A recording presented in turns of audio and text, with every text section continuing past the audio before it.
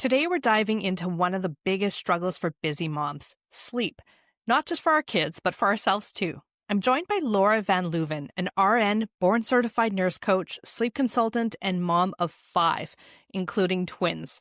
Laura knows firsthand how sleepless nights can take a toll on our mental health, our relationships, and even our sense of joy in motherhood. In this episode, we'll talk about why sleep doesn't have to mean crying it out, how to work with our baby's natural rhythms, and what to do when daycare or nannies make schedules a little tricky, and why prioritizing our own rest is essential, not selfish. Whether you're in the newborn trenches or juggling toddlers and a demanding career, this conversation is packed with hope, practical tips, and permission to ask for help. So stick around. You do not want to miss this one. Hey, I'm Dr. Angela Downey, and this is Paging Dr. Mom, the podcast for women who are juggling careers, kids, chaos, and cold cups of coffee. We're talking about the real life behind the resumes, the messy moments, big feelings, and how to stay human when you're doing all the things. If you've ever felt like the only one trying to keep it together, you're not. We're going to laugh, cry, vent, and thrive together. So here we go. Hello to all my busy mamas. I'm Dr. Angela Downey, and I'm so glad that you're hanging out with us on Paging Dr. Mom. This podcast is for all of us who are just trying to keep it all together while juggling kids, careers, and whatever else life throws your way. We're going to explore all those moments that we definitely wouldn't be putting on our resumes. I'm so excited to have Laura Van Luven on today's show. She's not only a registered nurse and board-certified nurse coach, but also a sleep consultant who has lived what so many of us go through as working moms. She's raising 5 kids, including a set of twins in there, so she gets the exhaustion, the pressure, and juggling act of career and motherhood. What I love about Laura is that she takes something that's so overwhelming, like sleepless nights, and gives parents a way forward that feels doable and compassionate. She's here to remind us that we don't have to accept being chronically tired as the norm, and that when our kids sleep better, our whole family thrives. I think her mix of professional expertise and personal experience is going to resonate with so many of us. Hi, Laura. It's so great to have you on Paging Dr. Mom. How are you doing today? I'm doing great. Thanks for having me. You are a busy lady. You're a mom of 5. You've got a set of twins in there. And can you share some of your personal story and what led you to become a sleep consultant and a nurse coach? Yeah. So when I found out I was having twins, this was in 2015. My daughter was just a year and a half old, and we were ready to add one more baby to the family. Thought we'd have 2 kids. We were living in East Africa in a little country called Djibouti. And when we found out that it was twins that we were expecting, we were thrilled. And we also were very aware of the reality of the lack of medical care for premature babies and the high risk nature of any multiple pregnancy. So we decided to come back to Minneapolis, and we came back pretty much the latest I could travel was 24 weeks. And we did end up carrying them full term. They were healthy. We had no complications. We were so thankful for that. They were just nice, big 6.5-pound babies. And we brought them right home from the hospital in 2016. And our lives were pretty much flipped upside down. We were living in a guest room at my parents' house, getting ready to go back to our work in Djibouti. And our daughter was 2. She had just turned 2, and she was not sleeping. And then, of course, you add on the 2 newborns who we were doing the triple feed thing where I would breastfeed, then my husband would syringe feed, and then I would pump. And that was like times 2. So we were just not getting any sleep at all. I was recovering from a C-section, and our daughter's sleep issues just intensified with adding 2 little ones to the family. So that was kind of where we were at when we moved back to Djibouti. And again, our lives got flipped upside down with the time change. And then, of course, they lost all of our bags. I think we had 18 bags, and there was only 1 flight into the country per week. So we had to wait a week to get any of our belongings. And there was no Target. There was no Amazon. Yeah. So we were just kind That sounds chaotic. It was. And so, believe it or not, I pretty much spiraled into a fairly deep depression and Sure. anxiety. And, there wasn't a whole lot in that situation that I could control. But I started realizing that I could try to figure out how to get them to sleep. And so I really did a deep dive into, even though I'm a nurse, I was not a first-time mom, I Mm. still didn't really know a lot about how to help babies sleep. And so I researched as much as I could. Um, I found books online that I could read, and I finally got my twins sleeping through the night. And while it didn't fix all of my mental health issues, we ended up moving to Nairobi, Kenya, where I received intensive therapy. But because I was sleeping at night, I could actually benefit from the therapy and participate in the therapy. I was Right. able to get myself on some healthier patterns like exercising and eating healthy again, enjoying things like just reading or spending time with my colleagues and friends. So that's kind of my story, up until that point. With my So were 4th. were Go you ahead. also struggling with your first child having trouble sleeping as well? I absolutely struggled with sleep with my first child. It just felt more manageable because it was one. Now, Yeah. that's not to discount if somebody has one child. I know it is hard to be up multiple times with that child throughout the night for many months on end. But I had, I think, come up with some ways that worked for us for getting her to sleep, like breastfeeding her. Breastfeeding came very easy, not super easy, but it was a lot easier with one. And so getting up with her to breastfeed her to sleep, although that wasn't like the ideal plan, it was something I could do. But when it came to two babies, it just wasn't feasible. And then you add in a 2-year-old that would come in the middle of the night and want to snuggle. Yeah. Um, it just And was at that point, impossible. you're not able to sleep during the day. So when you Right. have that first child, you're able to be up with them sometimes at night, Mhm. and then you can snooze during the day. But when you have that second child, you still have that first child who wants to be awake all day, and now you're awake all day and all night.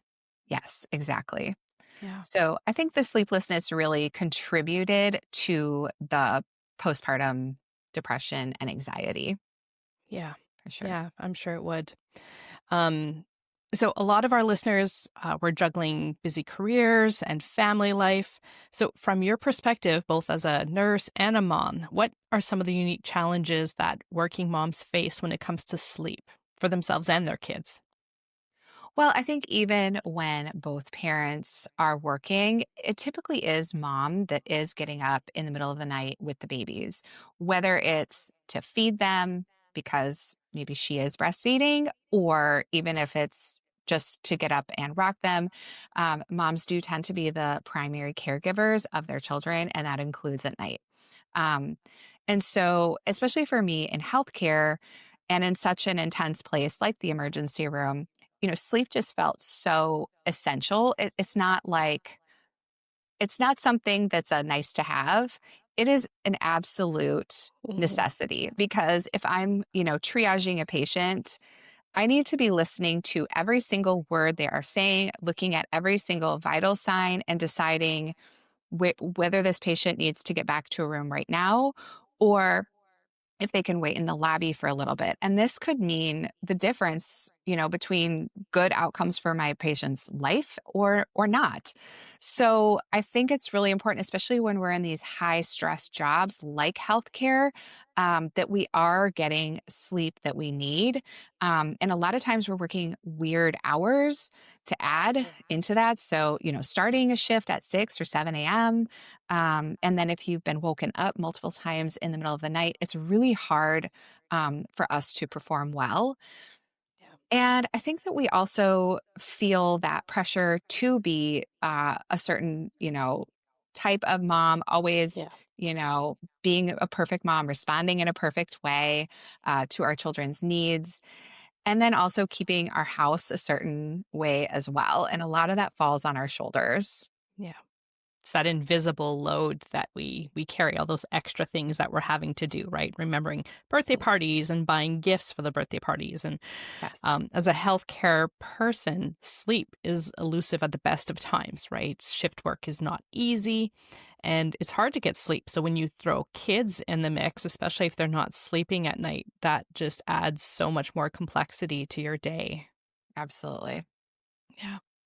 A lot of parents, I know with myself, when I had young kids, people would just tell me, "Oh, just let them cry it out," and they'll learn to self-soothe and they'll learn to put themselves to bed, and it's okay if they cry. So, how do you work with families to improve sleep while taking in consideration that your baby's got its own biological rhythms? Mm-hmm.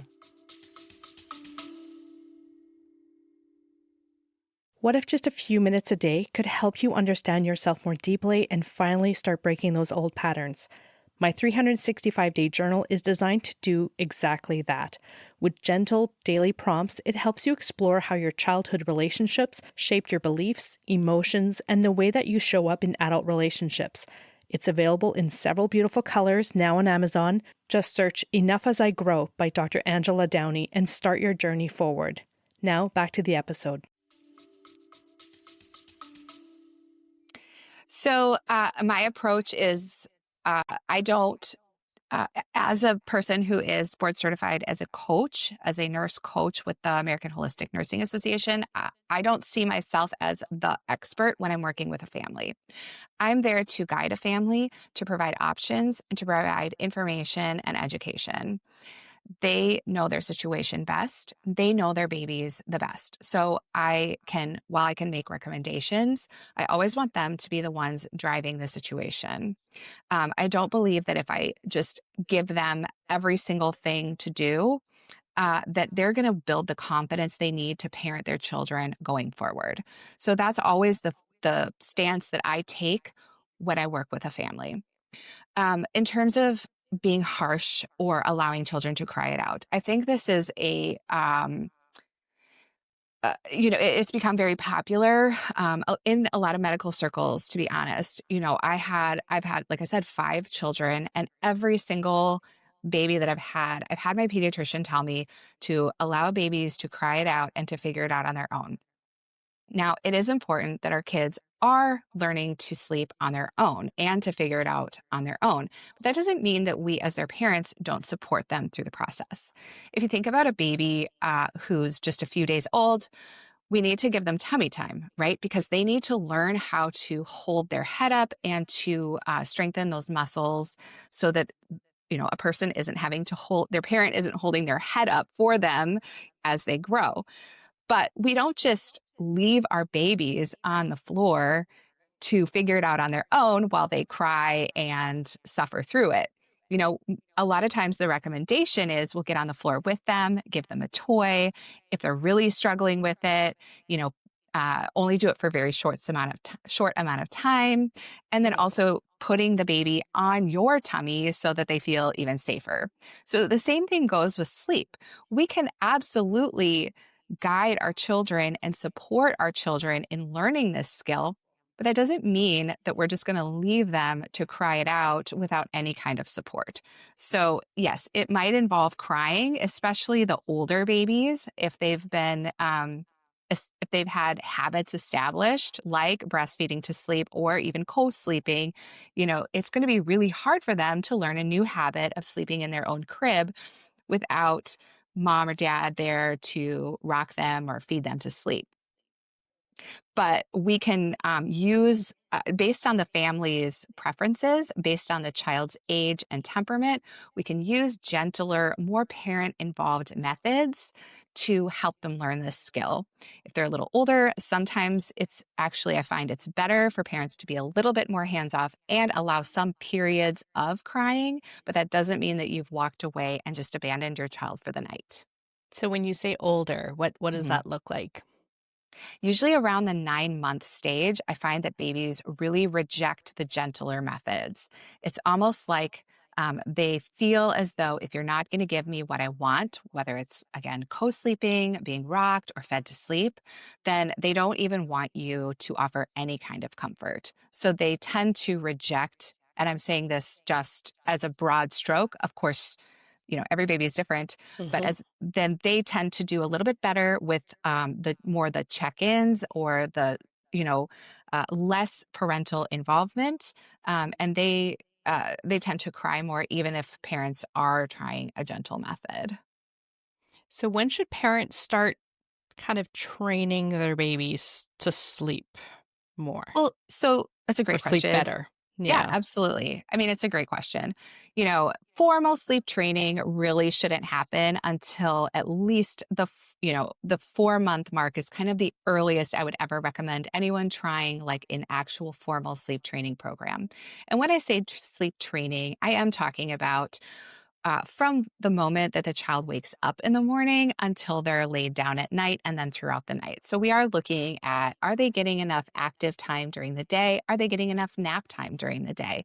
Is the environment set up and conducive for sleep? These are all elements that go into sleep training that maybe don't get captured when we're told by our pediatricians to just allow our babies to cry it out and figure it out on their own. So even though in that I don't recommend formal sleep training until 4 months, there are still things we can be doing with our newborns that can help them start to lay that foundation for learning this skill. Just like with tummy time, they're not ready to crawl yet, but they need to master this skill before they can reach the next level, which is crawling and then ultimately walking, right? Right. So, with newborns, there are things we can do like uh, having them unlatch before they fall asleep. It's very comforting for a newborn to breastfeed to sleep, and I support that. But I just encourage parents that to gently unlatch their babies from the breast or the bottle before they completely fall asleep. Doing Okay. things like having them exposed to some sunlight and noise during the day, even if they're napping. That's totally a great way to start helping them learn that daytime is for being awake and nighttime is for sleeping. So Um, no tiptoeing throughout the house. It's okay to let the other kids play and make noise even while that yeah, baby's napping during the day. yeah, I think it's fine for the baby, for a newborn baby. Now, an older baby, I wouldn't recommend that, like older than 4 months. But for a newborn, they haven't had that light exposure yet. So we're trying to get them to get on like good circadian rhythms and develop some of those hormones that are developed Okay. by exposure to sunlight, like melatonin. So, having them, what I've always done with my babies is I like to set up a pack and play or a bassinet in the living room. And maybe I have some light white noise near them. So it kind of dampens the sound a bit. Sure.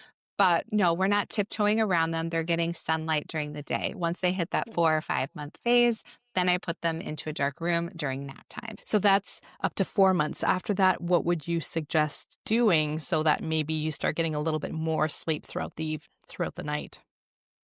Yeah, that's a great question. So the big thing that happens at 4 months is that babies are able to start connecting sleep cycles the same way that adults are. It's still going to look different. Their sleep is still going to look different than an adult's sleep, but it isn't so chaotic and disorganized as a newborn's sleep. So during the newborn days, you are watching their sleep cues and laying them down as they're showing you those sleepy cues. And you're following the newborn's lead when it comes to nap time and sleep. When it comes to 4 months and up, we can actually start to put them on a parent led schedule. So that doesn't mean that the parents decide, well, I want my babies to nap at this time and this time, so that's what we're going to do. Parents by 4 months usually will see a pattern emerging naturally in their own children. And we can use Okay. wake times as a guide for setting the schedule along with the baby's natural biology. So if you're noticing every day that your baby is getting tired around 9 a.m., then it's great to just say 9 a.m. is nap time. Whether your baby is Okay. showing those cues every day or not, you lay them down for a nap at that time. Okay. And then they develop, it just kind of starts developing into a routine. Yes. Yeah. And babies, we all know, thrive on routine. Sure, absolutely. Mhm. Is there something you can do to make them sleep longer at night? Mhm. So one of the first thing is to always make sure they're getting enough calories during the day. Right. They're going to sleep a lot better if they've had enough formula or breast milk, or if they're on solids during the day. The other thing is, especially if you live in places like Minnesota or Canada, During the summer, it is really important to have blackout curtains in the nursery just to Okay. keep them sleeping longer in the morning and going down um, at a decent time in the evening. Yeah, So that's a that's a great really tip. important thing. Yeah. Hmm. If you have twins, it's great to have white noise as well. Right. Mhm. What about, I remember the first time my daughter slept until 5 in the morning. So we went to bed at night. She woke up at 5 in the morning. And I remember waking up in a panic because I think I woke up before she did. And I woke up thinking, oh my gosh, she's dead. And I ran into her room like there's no way she slept all night long. And 5 a.m. is sleeping all night long, I guess. Mhm. But, and I was so panicked. So when I got to the room and she was still breathing, I thought, like, how did she all of a sudden sleep so much longer? And Mhm. it was a relief that now I could actually start getting some sleep, but it was really scary that first time that she gave me a little bit more time to sleep. So, what are some of the changes that you see in families, whether like emotionally, mentally, Mhm. or even in their relationships once everyone starts sleeping through the night? Well, I'm laughing because I had the same experience with my oldest when she was about 6 weeks old. Yeah. Um, one of the biggest changes is just that you are able to confront the challenges of being a parent when you've slept. Right. And I think we've all experienced this. You know that even if you're in school, going into an exam, uh, having been up all night studying versus having studied, overtime and then having a good night's sleep, you're going to do much better when you've slept all night. We all know how much crankier we are when we haven't slept. And so it's hard to be in a relationship and be a good partner when we're constantly snapping at our partner over small Mhm. things. So it doesn't like eliminate the challenges of our lives, but it makes it so that we are able to confront it in a more human, like a healthier way. We can ignore or deal more gracefully when our partner is doing something we don't like. When our children are throwing a tantrum, it is easier to be that gentle, calm, patient parent and respond emotionally to, Mhm. appropriate to their meltdowns that they will Yeah. inevitably have. You want to focus on this emotional intelligence kind of way of Yeah, parenting, but that's really hard when you haven't slept and you're yeah, exhausted. Yeah. absolutely. Hmm. Yeah. There's a lot of challenges as well with professional parents. They Hmm. oftentimes mat leaves aren't very long. You're having to go back Hmm. to work, early. So we end up relying on daycares and Hmm. nannies, which can make sleep consistency routines a lot harder. Do you have any tips for helping families coordinate schedules with caregivers so that they can keep things on track? I think the biggest thing when you've got, whether it's a nanny or you're dropping your children off at a daycare, or maybe it's a grandparent that's watching your kids for certain days of the week, is to have really good communication. So, this could mean that you're all using the same nap or sleep log. I think it's great to have a really clear communication with your caregivers of what the nap schedule is, what's working, and if it needs to be tweaked at all. Um, Especially with family members, this can feel. I work with a lot of families, twin families who have like grandma that provides care once or twice a week for their twins, and it can be a little bit touchy. To talk to a mother or a mother-in-law who has a very set idea of what the napping should be, especially, if they want the babies to nap more than 2 hours, um, that can really hinder nighttime sleep.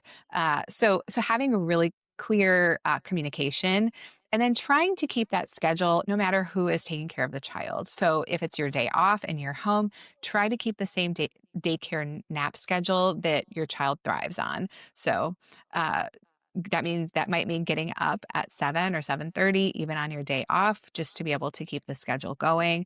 But I think it's just really important so that when the day comes for you to go back to work, that you are able to put your babies down or put your children down for sleep and they're able to continue on that same healthy routine.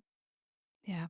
It's interesting that you brought up grandma coming to take care of the babies because I know when I grew up, I babies were put to sleep on their stomachs Mhm. with a blanket on top, Yeah. and now that's very different. And I think when I started doing that with my kids, where I would put them on their backs, no blankets, no toys in the crib. That was something that was really hard for my mom to understand. Do you Mhm. find that there's still some generational differences?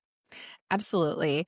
Um, and I think the best way that I've found to approach it is to actually just honor your mom or grandmother's experience and just let them know that they did a really good job Mm. keeping you safe and doing the best they could with what information they had, and that you honor what that was like for them to raise babies in the 80s in my case, or earlier, and just to share with them that research now has shown, that it is safer to lay babies on their backs. We did see a huge decrease in SUIDs when we started putting babies to sleep on their backs without loose blankets. And that doesn't mean they did anything wrong. Yeah. But this is how we are doing things now, because of Right. research.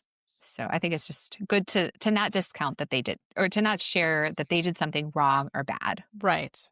Right. But as we start doing more studies on things Mhm. like bottle feeding versus breastfeeding and Yeah, whatnot, it's good to get that information out there.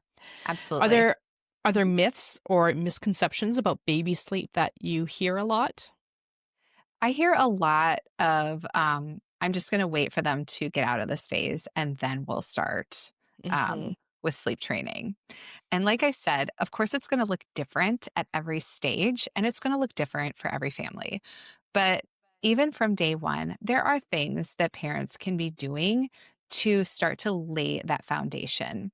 And honestly, if your baby is over 6 or 9 months old and they're still, they're relying on some of these crutches to sleep all night, it is going to take some guidance and leadership and intentionality from parents to change those habits. As the old adage goes, if you don't change anything, nothing's going to change. And Right. your children are not going to take the initiative to change habits that they really find comfort in. So I think that while, yes, they are constantly going through phases and growing out of phases when it comes to sleep, it's okay to take ownership, take leadership, and guide them to a healthier way of sleeping. So should we be sitting in a rocking chair in the room rocking our kids to sleep? I love rocking my babies to sleep. It is Okay. just one of the biggest joys of being a parent is having like a newborn baby and rocking them to sleep and having a contact nap. And that is absolutely fine. It's so important for bonding in those early weeks and months. And it is such a Okay. sweet time. As they're getting older, I do challenge parents to, yes, rock your babies and lay them down just before they fall asleep, just so that you can start getting them used to that feeling of falling asleep while they're in their own crib or bassinet. Yeah. And then do you just start extending the time Yeah. between rocking them and when they fall asleep and just start putting them in the bed earlier and earlier every time? Yeah. And what you can start doing also as they're kind of exiting that newborn stage is, you can rock them while reading a book.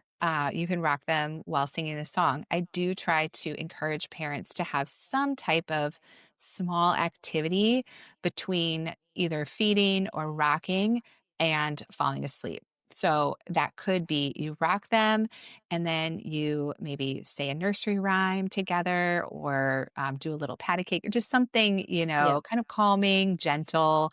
And it could even just take 1 minute, and then laying them down in their crib. Yeah. Hmm. So let's say you have a 10-month-old and they're used to eating in the middle of the night because you just, we give our kids sometimes what they want Yeah. and you want to start breaking that cycle. How do you do that without letting them scream in the middle of the night and With just a cry it out? 10-month-old, first of all, with any age kids, I don't like to assume that a 10-month-old is ready to go through the night without eating, because I don't know that child. I don't know their medical history. So I always want parents to check with their pediatrician and make sure that their babies are growing well Right. enough to be able to go the full night without feeding. So that's the first step. The second step is what you can do is what you do at bedtime. is going to set the stage for the middle of the night. So make sure you start your bedtime routine with a feeding. Then you go Right. through, put the pajamas on, read the story, lay them down. Um, in the middle of the night, if they're waking up and you're not sure if they need a feeding and you know that they're getting enough calories, they've been cleared by their pediatrician, what I would do is just wait 10 minutes, 15 minutes. Um, Try doing other comforting measures, whether that's holding them or checking in every couple of minutes, giving them, verbal reassurance, patting their back, trying to see if that is something that they actually need in that moment. And if they're waiting 15 minutes and you still feel that they need a feeding, go ahead and feed them, but don't let them fall asleep while feeding. So Right. don't let them fall asleep. If they start drifting off while you're breast or bottle feeding them, unlatch them, take the bottle out, and lay them down. Before they So fall asleep. yeah. Yeah. If they continue to cry, then you know that it's likely not because they are hungry. So if they latch onto the breast, they take a few sucks, they fall asleep, you unlatch them and lay them down, and then they cry, they're probably not actually hungry. They are seeking out comfort. So then you would go through whatever, and it's less about the sleep training method itself. You can try some of the Mhm. gentler methods like the shush pat, or if you're doing something a little bit more, with the crying, such as Ferber, you can go ahead and start some of those methods to try to get your baby to learn to go to sleep. What is Ferber? Well, Ferber is kind of one of those, it's like a controlled crying method. So, you allow your baby to cry, you choose however much time, and then you allow them to cry for those minutes that you've chosen, whether it's Mhm. 5 minutes or 10 minutes. And then you go back and check on them. So that's kind of more of that, allowing them to cry without just completely abandoning them. Um, Right. Right. So they know they're not alone. right, exactly. So does all this change when you have twins? So there must be some pretty unique challenges that come up when you're helping multiple sleep, and what advice do you have for parents of twins? My advice for parents of twins is to seek help, whatever it is you need help in. I was always one of those kind of people that had a really hard time seeking and accepting help. And then when my Sure. twins were born, I really had to challenge myself to learn to say yes when people would offer to help me and to have practical ways that I could, because a lot of people don't know what to ask. They just say, let me know if I can help in any way. And it's like So, kind of, and I think they truly do want to help, but they don't know what is needed. So it's great for parents to kind of think ahead of time. If somebody says that to me, what am I going to say to them? Will I say, yes, I would really love it if you could cook me a meal. Or I would really love it if you could come over one afternoon so I can take a nap. Something like that. Um, so that's one of the biggest things. The second thing is to never compare yourself to other parents. If you have a friend or a sister whose baby is sleeping through the night at 3 months old, that's great. And your babies are still up a lot. You're just in a really different situation. And you shouldn't be thinking you are doing something wrong or your babies are doing something wrong. One of the other big things I see with twin parents is we really rely on some of those crutches that are unsafe. So I see a lot of unsafe sleep practices from twin parents, and they don't always want to talk about it with their doctors or with their pediatricians because they know it's wrong. So they know that it's not right to lay their babies on their tummies, but that's how they get them to sleep. So they just do it. Or maybe they know it's right not to let their babies sleep in a bouncy seat or a swing all night, but that's the only way they can get their babies to sleep. So I think it's important for parents to be honest about what is going on with sleep so that the people in their life, whether it's their pediatrician or a sleep consultant, can really help them try to find ways to get their babies to sleep without using some of those unsafe practices. And for pediatricians and um, sleep consultants who work with these families, what's so important for us is to not shame them and not yeah. just preach more information at these families. They know. Yeah. They know how their babies are supposed to sleep. Sure. Yeah. I had a lot of patients who were co-sleeping with their babies, Mhm. and they like just wouldn't tell me. They didn't tell me until a lot later, and there's just they know it's not recommended, and so Mhm. they're scared to tell their doctors, but really that just creates this environment where you don't have all the information that you need to help them, and Mhm. so shaming them and having them close up isn't helpful. Absolutely. Yeah. So I'm terrible at asking for help as well. It's something that I struggled with. Yeah. So what It's are some hard. of the things you could ask for help with? Right, cooking me a meal, Mhm. um, coming and staying with the kids for a couple of hours in the afternoon while you sleep, or Mhm. what other things do people ask for? Can you go grocery shopping for me? Like, Yeah. just do you have any ideas of things that people could be asking for help with? Yeah. And the other thing is, yeah, so cooking a meal, maybe doing some light cleaning, uh, helping in the afternoon with nap time. I've had friends, if my husband is working evenings, I've had friends and family come over and just help with the bedtime routine. If the family has older Mm, children and an infant or infant twins, it's great if you can take the older child out of the house for a yeah. few hours, just even to the park or the zoo or something like that, or just to your house to play, just to kind of give the parent a little bit of breathing room. Yeah. If you're comfortable with it, sometimes light cleaning is also really helpful, or doing the kids' laundry. Some uh, people can, I mean, my mom, like I said, my mom is actually here right now. And even though my twins are a little older, she still helps me with just getting some basic cleaning done every couple of Right. weeks, and taking the kids out or even just catching up on the kids' laundry. Yeah, I struggled with asking for help. It was difficult for me to I felt like I wasn't being a good mom if I couldn't do it all. And it was hard to accept help from people or to ask for help or to have somebody cleaning around me. I have a cleaning lady now Mhm. and sometimes I work from home and I struggle with that even. Just being home, even though I'm doing work, I struggle with having somebody cleaning around me because I Mhm. feel like I'm being lazy and this is something that I should be doing. But it is so important to ask for help, and we Yeah, can't do it all. And just because you're not doing your child's laundry or, cooking that meal doesn't make you any less of a parent or mother. absolutely. Yeah. And something I learned living in a country like Kenya and like Djibouti is that not everywhere in the world sees these things the same way as, Americans or Westerners or Canadians do. Interesting. It is very much expected. It was when I was there, it was absolutely expected that I would hire somebody to be in my home, helping me care for the kids and cleaning and cooking, and it was almost seen as selfish to not hire somebody to come in and help me with these things.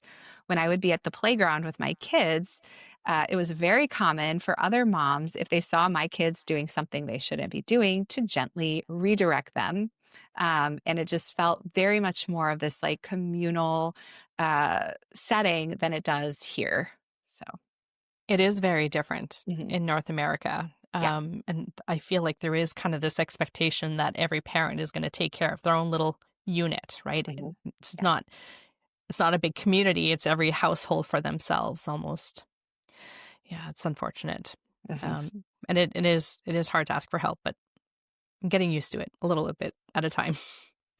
What are some of the unique challenges that come up when you have multiples? I think it's just it's a lot of little things that add up. So when you talk about swaddling, well, that takes time to swaddle a baby, but now you're doing it twice. What do you do? Bathing is a big issue that comes up for a lot of my families. How do I bathe two babies at the same time safely if I'm the only parent there? So those are the types of challenges. How do I bottle feed two babies at the same time if I'm the only parent there? It's these things that parents have to constantly think through. When twins get to become mobile, uh, you look at playgrounds with a very different lens. If you have one Mm, baby, you you might not be as aware of all of the safety concerns because you as a parent are always there right with them. But when you have two, you can't be in two places at once. I know right. for me, there was just places I would say I cannot come to that place unless I have another parent or another adult with me. And so there's just a lot of times during those first 2 or 3 years with my twins where I just had to say no.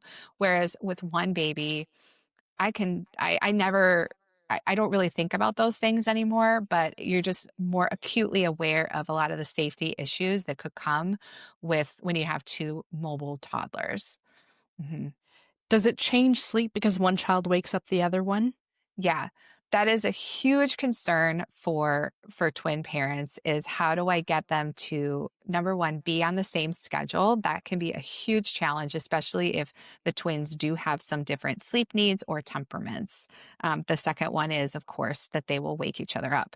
Most twin families, they do keep their twins in the same nursery, either because they don't have space for each of them to have their own room Hmm.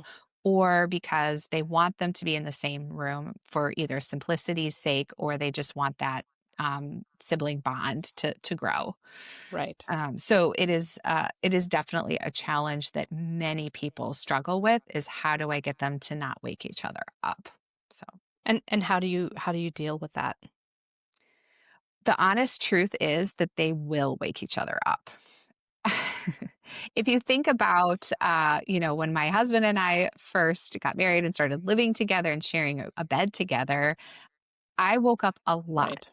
He snores pretty loud, and it used to disturb me a lot when we first got married, and I was getting pretty poor sleep because of it. I would try shoving him or waking him up, but Hmm. inevitably he kept snoring.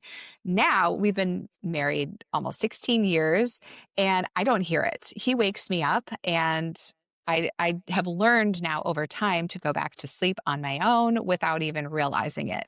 But, this summer we traveled a bit and we shared hotel rooms with our kids. We shared a tent with our kids, and they had a really hard time sleeping because they are not used to hearing dad snore. Um, Right. and so they constantly complain about it. I don't hear it anymore. So it's kind of the same concept with our twins is we kind of have to let them go through that process of being woken up so that they can learn to go back to sleep on their own when their twin makes noises so that in the long run they have that ability to just sleep through things that they don't need to respond to. Right. And that just takes time. Yes, it Yeah. does. Can you talk a little bit about the connection between sleep and postpartum mood disorders? Yeah, so we do see. Emily Oster is a fantastic researcher that I really appreciate, and in her book, I believe it's Cribside, she talked about the connection between postpartum mood disorders and satisfaction with parenting as well. So when they go through the sleep training process, yes, it is for our babies. It is important for their brain development and their growth and their ability to store memories that they learn how to sleep long enough, especially in those early morning hours when a lot of that memory is stored. Most important reasons that I like to encourage parents to make changes to their baby's sleep if it's not working is for their own mental health and Right. satisfaction. When they are getting enough sleep, like I said earlier, it may not fix all of their anxiety and depression symptoms, but they are going to be able to take steps needed to address them, whether that is making the phone call and actually showing up to a counseling appointment and participating in counseling, or we know that things like exercise and diet can absolutely affect our mental health. And so when we're sleeping, we're going to be better able to think about, prepare, cook a healthier meal. It's really hard when we're tired. It's so easy to just, grab a burger or grab a bag of chips Hmm. instead of actually taking the time to think about and make a salad or something like a healthy dish. So those are the types of things that can help uh, promote mental health for parents. Looking back, what do you wish you had known for your first baby that would have saved you stress and heartache? I wish that I would have known that that skipping a nap was not going to ensure that she slept all night. I thought Okay. when she was fighting her nap, it's because she wasn't tired. And that if I went ahead and just let her muscle through the nap, then she would be so tired at bedtime that she would just fall asleep. But Okay. the truth is, it can be once you kind of force that cortisol level up and all those hormones up, it then can be really hard to regulate and actually fall asleep and stay asleep for the whole night. It's kind of like if you work night shift. I used to work night shift in my early 20s when I first started as a nurse. I would get home at, by the time I would get into bed, it was about 8:30 in the morning. And then I would, even though I was so tired, I would have such a hard time Hmm. winding down. And I needed some of those sort of like sleep crutches that aren't really good for you. So, like, I would watch TV until I fell asleep just to try to relax. Yeah. But then I would have pretty poor sleep. During the day before I had to go into work that night. So it's kind of the same with our kids. They do have such high sleep needs when they're little, so it's easier for them to dysregulate when it comes to their daytime sleep, and that can then affect and throw off the whole night. Yeah. And it just makes for a really horrible evening as Yeah. well, where babies are just Yes, cranky and messy, and no one in the house is happy at that point. absolutely. What would you say to a mom who's listening right now, who's completely exhausted and doesn't know where to start? What would you say the first step that she can take tonight or tomorrow to improve the sleep in her household?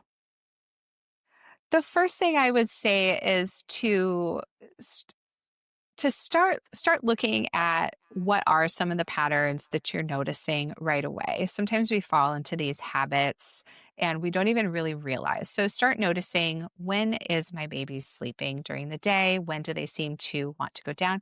About what time are they waking up at night? And what are they doing? What gets them to go back to sleep? Um, and one of the biggest things that I say right away is to change your bedtime routine. If you are in a cycle where you are feeding your baby to sleep or rocking your baby to sleep, try to just have that, like I said earlier, that one little activity between the whether it's rocking or feeding and laying Hmm. them down in their crib. Maybe it's even just changing them into their sleep sack. So maybe you rock them, that you notice they're getting very sleepy, time to put them in their sleep sack, and now we lay them down in bed. Right. Mhm. Where can listeners find you? So you can find me on Instagram. My handle is at twin.sleep.help. I also am on Facebook at Twin Sleep ZZZ. And my website is twinsleep.com. So it's pretty easy to remember, and you can connect with me there. My email is laura at twinsleep.com. And I always answer all my emails. So if you have a question, feel free to reach out. Amazing. And you have a free guide for twin parents as well? I do. So if you head over to my Instagram, there is a link in my bio for a free guide. And if you feel like you need a little more support than that, I do a free sleep assessment. And there's also a link in my bio on Instagram to my schedule where you can hop onto my calendar and we can talk about your baby. And while I do specialize with twins, I have helped singleton babies as well. And I'm happy to help any family that is struggling with sleep. Sure. I'm going to be putting all of those links in the show notes so it's a little bit easier for people to find them. Awesome. Thank you. Laura, thank you so much for being here today. And I really appreciate you sharing not just your expertise, but also your own story as a mom. It's going to make this conversation much more real for people and relatable. And I know a lot of listeners are going to walk away feeling more encouraged and a little bit more hopeful about sleep and motherhood and giving themselves permission to ask for help. So it's been a real gift to have you here on the show. Thank you so much for having me. And I want to thank everyone out there who's hanging out with us on Paging Dr. Mom. If you enjoyed today's episode, then go ahead and hit follow or subscribe so you don't miss what's coming up next. And if you want to keep the conversation going, you can find me over on Instagram at drangeladowney. I would love to hear from you. That is it for today's episode of Paging Dr. Mom. If it made you smile, nod along, or feel just a little more seen, then go ahead and hit that follow button and share it with a friend who needs to hear it. Take care for now. You are doing better than you think.